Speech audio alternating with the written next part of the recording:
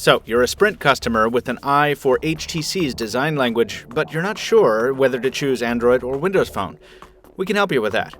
I'm Michael Fisher, this is Pocketnow, and this is HTC 8XT versus HTC One on Sprint.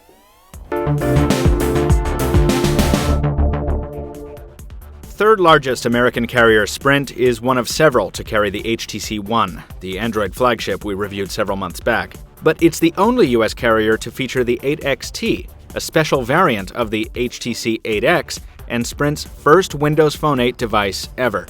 We'll have a full review on the 8XT shortly, and to make sure you don't miss it, please follow us on social media and subscribe here on YouTube.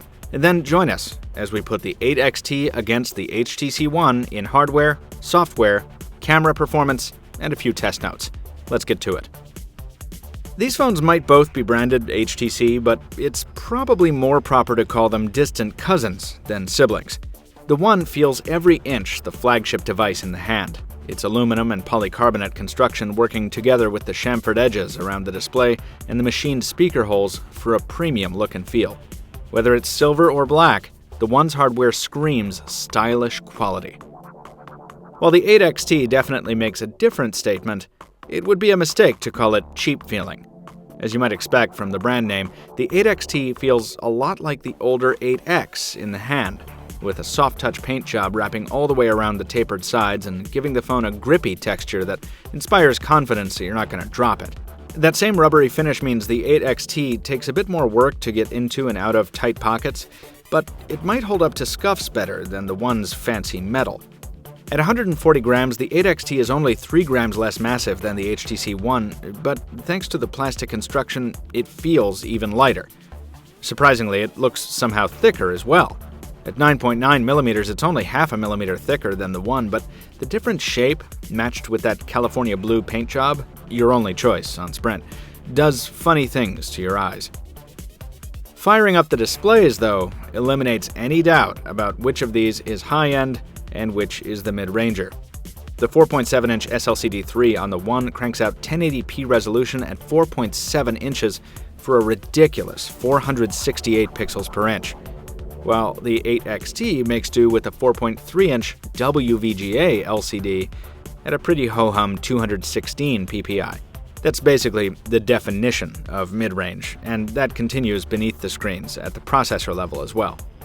While the One's software is pushed along by a quad-core Qualcomm Snapdragon 600 at 1.7 GHz, the 8XT runs a dual-core Snapdragon 400 instead at 1.4 GHz. The spec gulf continues in terms of RAM, with the 8XT carrying a single gig to the Android phone's 2 gigs, and the onboard storage is pitiful on the 8XT, only 8 gigs to the One's 32, with only 5.5 of those available to the user. But that's somewhat made up for by the presence of microSD expansion on the 8XT, which is absent on the One. Neither phone offers a removable battery, but the 2300 mAh battery on the One definitely outclasses the 1800 mAh pack on the 8XT.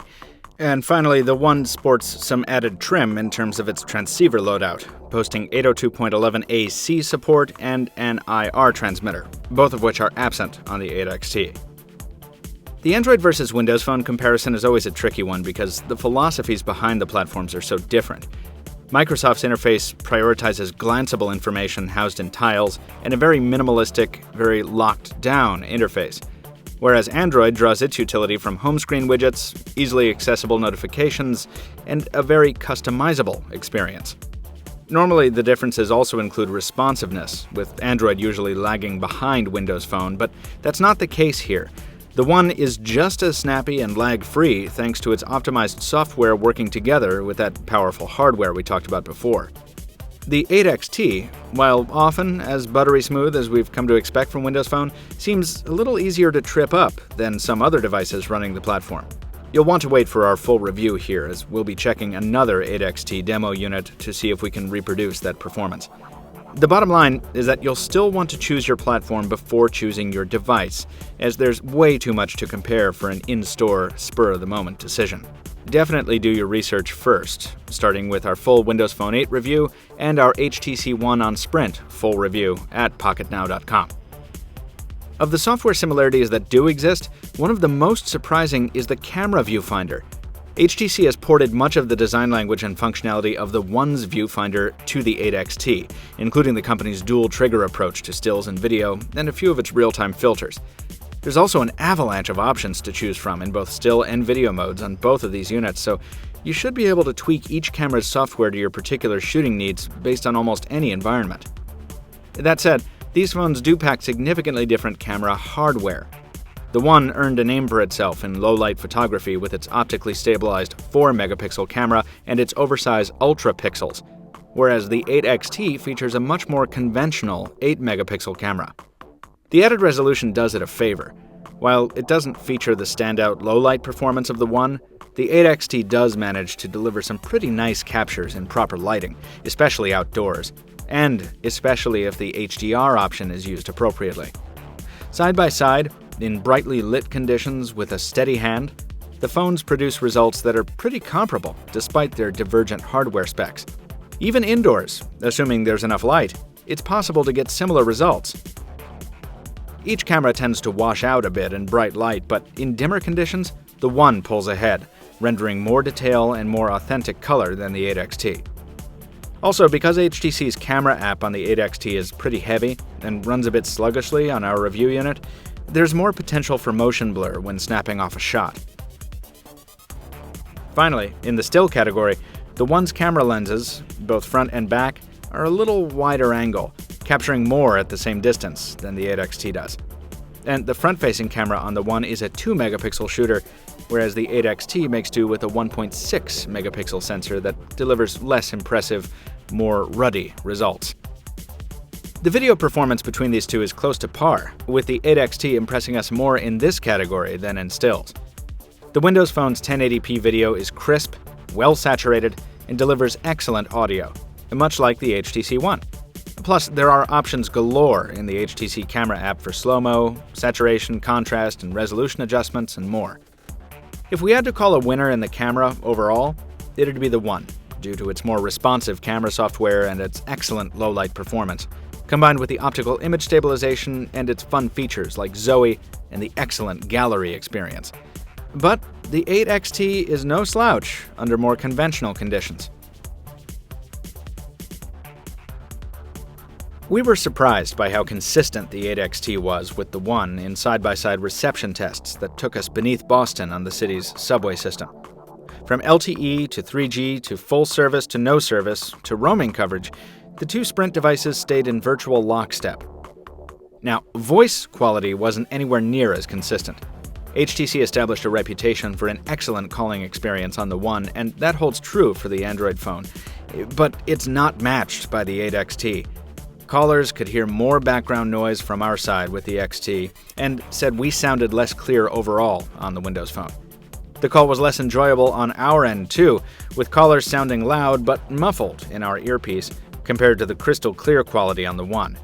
Fortunately, the 8XT does live up to its boom sound branding. The forward-firing speakers, though not uniform in size on top and bottom, do put out a powerful sound. If anything, sound was louder and bassier on the 8XT when playing Spotify or watching Netflix. You won't have any trouble hearing either of these phones. There's a lot to consider when choosing between these devices. The $100 price difference on contract doesn't quite go far enough to cover the large gulf in specs and performance. Whether the 8XT is a good or a bad device overall will be answered in our forthcoming review, but compared to the One, it's not really even in the same league. Yes, both devices are very pretty in their own ways, and yes, each brings some unique touches to its particular platform, but the One is a flagship device, and despite its name, the 8XT is not. About the only reason to favor the 8XT, besides its microSD expansion, is if you're desperate for a Windows phone on Sprint. It's your only option, after all.